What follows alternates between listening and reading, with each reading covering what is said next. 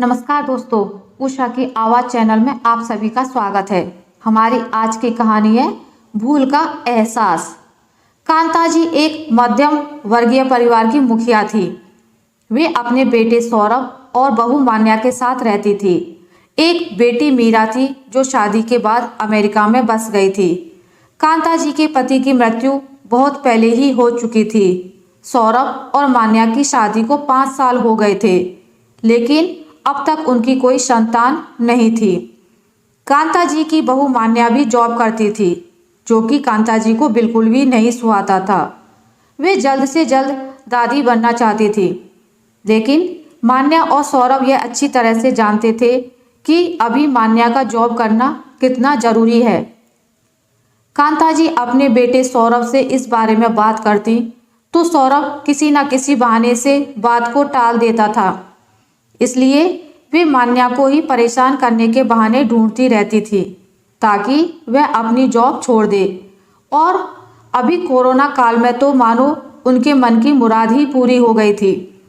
हालांकि वे दिल की बुरी नहीं थी, लेकिन पोते की चाह में वे ना चाहते हुए भी ऐसा कर जाती थी। अपनी हम उम्र सहेलियों को दादी बनते देखकर उनका मन दुखी हो जाता था। उस दिन भी घर में ऐसा ही कुछ हुआ। ऑफिस में काम की वजह से मान्या देर तक सोती रही और कांता जी को अच्छा खासा मौका मिल गया। ये क्या बहू, अभी तक सो रही हो? पता है सुबह के 10 बज गए हैं। सौरभ भी बेचारा कब से उठकर ऑफिस के काम पर लग गया है और तुम हो कि अभी तक सोई पड़ी हो। चलो अब उठकर सबके लिए चाय नाश्ता बना दो। मुझसे कुछ हो नहीं पाता है, वरना मैं तो तुम्हारे भरोसे कभी ना रहती, खुद ही सब कर लेती। सॉरी माँ जी, वह देर रात तक काम चलता रहा, इसलिए सुबह ही सो पाई थी, इसलिए समय का पता ही नहीं चला। आप चलिए, मैं अभी जल्दी से आती हूँ। हाँ हाँ ठीक है, मेरा कुछ नहीं, पर सौरभ को तो देख लो, उसे कुछ चाहिए तो नहीं? कब से उठा है बेचारा। हे भगवान, मुझे जल्दी से ठीक कर दे ताकि मैं ही अपने बेटे का ध्यान रख सकूं। कांता जी ने नाटकीय अंदाज में कहा। कांता जी ने अपनी बहू मान्या को उठाते हुए कहा। मान्या ने घड़ी देखी तो वाकई 10 बज गए थे। आज उसकी आंख कैसे नहीं खुली। वह जल्दी जल्दी अपने काम निपटाकर हॉल में आई तो सौरभ अपने लैपटॉप के साथ ऑफिस के काम कर रहा था। उसने किचन में जाकर चाय नाश्ता बनाया और फिर रात के बर्तन साफ किए और झाड़ू पोंछा करके नहाने चली गई। दरअसल कोरोना वायरस की बढ़ती बीमारी की वजह से शहर में पूरी तरह लॉकडाउन किया गया था, इसलिए काम वाली बाई भी नहीं आ रही थी। मान्या खुद एक इंटरनेशनल कंपनी में काम करती थी।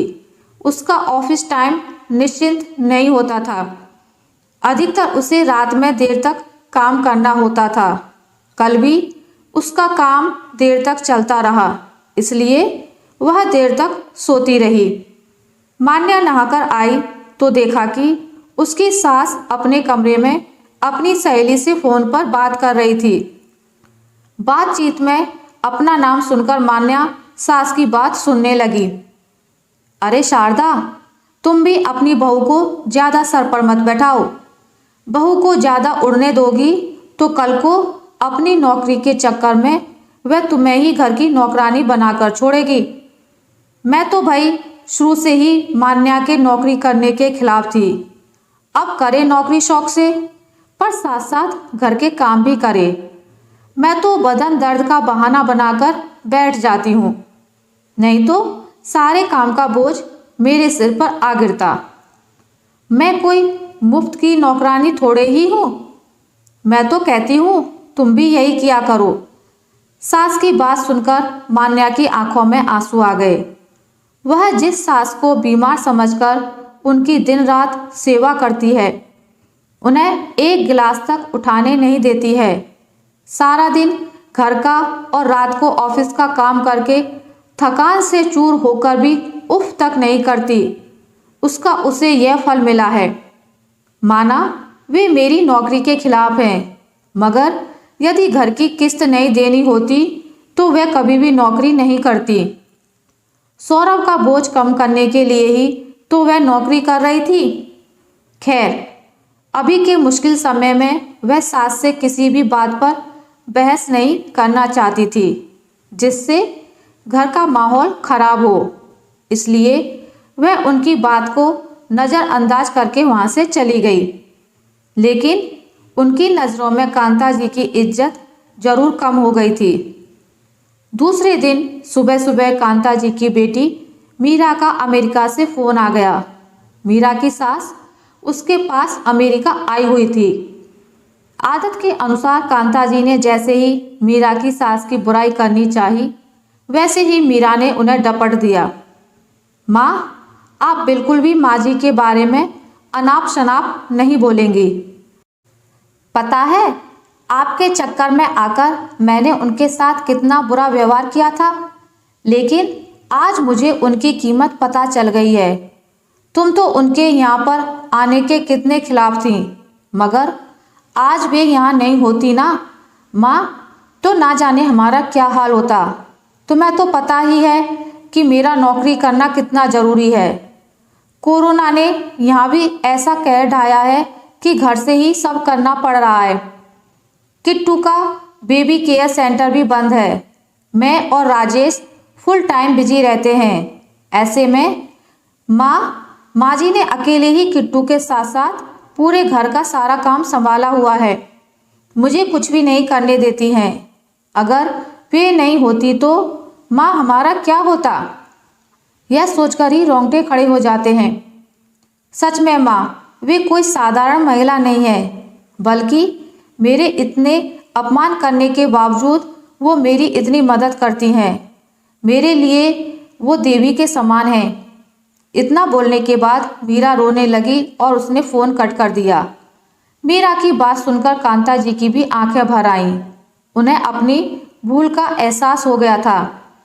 मान्या तो वाकई उनका कितना ख्याल रखती है। उनकी कड़वी से कड़वी बात का भी बुरा नहीं मानती है, उल्टे जवाब भी नहीं देती है।